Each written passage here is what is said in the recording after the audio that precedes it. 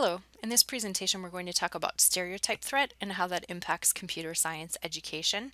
It was developed for the mobile CSP curriculum and professional development, and in the pedagogy materials for mobile CSP we'll go into more depth about some of the techniques we'll introduce here about how to reduce stereotype threat in the classroom.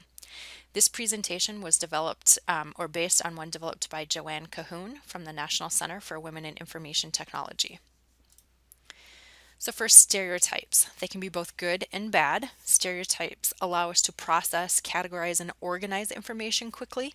You can kind of think of them as shortcuts for your brain. However, they may be bad in the sense that they allow us to ignore differences between individuals or groups and make assumptions about them.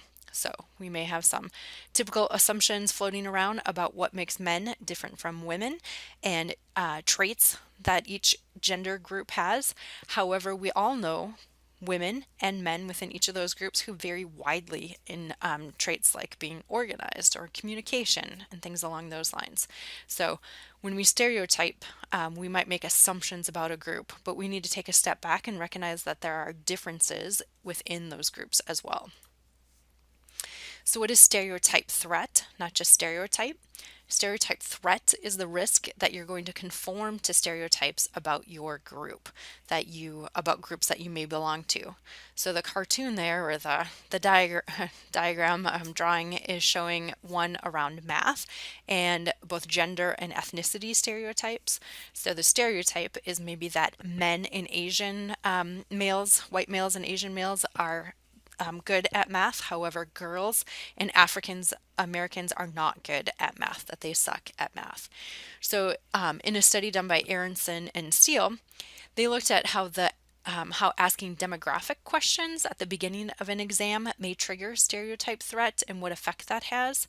So if you ask those kinds of demographic questions about gender and ethnicity at the beginning of the exam before you start taking the content questions, then the performances of girls and African Americans decreases. If you take those questions, demographic questions, and move them to the end of the exam, then girls and African Americans perform better on those tests. And that's because they weren't thinking, so stereotype threat wasn't triggered at the beginning of the test about gender and their ethnicity. So they weren't worried about conforming to those stereotypes. So what are some of the common stereotypes in technology? Well, there's some around gender, and the stereotype may be that men are more process-oriented and are better able to understand technology components. There's some around race and ethnicity, that whether or not you have technical capability depends on the color of your skin or the country that you were born in. And there are also some around appearance, so body mass and appearance, that those who excel in computer science or technology look a certain way. These are false. They are stereotypes, but they are not true about gender, race and ethnicity, body mass and appearance, and other kinds of stereotypes about who is and who is not good in technology. You may have watched the show The Big Bang Theory. In The Big Bang Theory, many of the scientists are male. There is, however, one scientist in here who is not male, and she is actually quite smart, and in real life holds a PhD of her own. So Mia Bialik gets asked questions about things like, how many people, not that you aren't a genius, think that you can solve calculus at the drop of a hat? Well, turns out she's actually trained in calculus for several years because she's a neuroscientist and holds a PhD in it. So people made assumptions about her and her abilities based on being a girl. So why is it that we are talking about stereotype threat in a computer science education class? Well, we want to make sure that computer science education is for all students, that it's not just for the students who conform to stereotypes we have about being good in computer science, but we want all kids to have an opportunity to learn about what computer science can do for them and how it's going to impact their future. So what does this mean? Stereotypes can create threatening situations in the classroom. There's a fear of confirming negative beliefs about your group, which could hinder their performance, like we saw with the asking demographic questions at the beginning of an exam. It could also affect the choices and the aspirations that students have. So for example, they may choose not to take a computer science course, or they may not think of or put themselves in a computer science career or major or something related to that. It could also lead to harsh personal standards and opting out of something if they're not met. So for example, students may believe that they need to have really high grades in order to be considered doing well in a course. I often have females in my computer science courses thinking that they need to be getting A's to be as smart as the guys in the class, but turns out that a number of them are actually receiving some of the highest grades in the course. But if they're not getting that A, then they may be worried about their performance and opt out of the course, thinking that they are not doing it well enough. It can create stereotype threat in the classroom, so that students who might identify with some of these characteristics may not speak up in the group or in the classes. They may be afraid that if they do speak up, they're going to confirm, and they get it wrong, they're going to confirm biases about their groups. They may be reluctant to take leadership roles.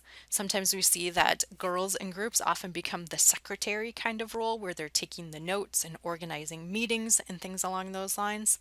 And it also leads to them discounting their performance, that it's not good enough.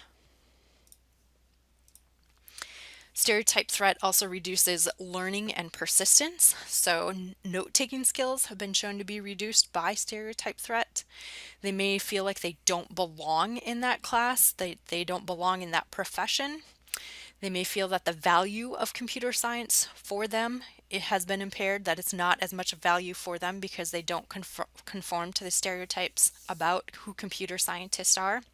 And it also has impacts on short-term memory and creativity, that if you have these worries going on in the back of your mind, and it may not be very conscious for students, that your short-term memory and creativity are impacted and decreased, like you won't be able to remember as much and you'll have less creativity. So some other impacts or things that could trigger it that may be unconscious. It could be both behaviors and the environment. It could be walking into a classroom and realizing you're the only African American in there, you're the only girl in the classroom, or you're one of just a few. It could be the physical space around you, so you may see images and not be able to identify somebody who looks like you in those images. And it may be when teachers call attention to gender or other students call attention to gender, or even ethnicity. So if you ask a student to talk about how women think about something, or to talk about how Latinos think about something, then you're triggering stereotype threat and you're calling attention to those differences. So what are some of the things that we can do, the interventions that will help mitigate or prevent stereotype threat? One, we can emphasize growth in intelligence, and this is related to the growth mindset concept. Two, we can normalize.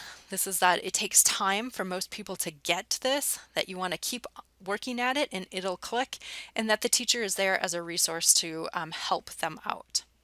You also want to provide wise feedback. So this is the idea that you are responding to those students about, being critical and saying, you've got this done, but I think you can do even better. I'm going to hold you to a high standard, and I know you can do this. You could self-affirm values. So this is having students go through an exercise where they affirm things that are important to them. And just the act of taking that time to affirm their values has an impact on their performance in the class. It could be done also by encouraging people to think about their characteristics, skills, values, and things that they think are important. And finally, providing a role model. So if students can see role models that look like themselves, that challenges assumptions or stereotypes about what a computer scientist looks like, then that helps to mitigate stereotype threat. Finally, we'll also go through in the mobile CSP curriculum some things about the physical space and how you recruit students into your program. So reviewing your room for stereotypical images or objects that could invoke stereotype threat, and then some strategies for trying to make sure that your classroom looks like the rest of your school.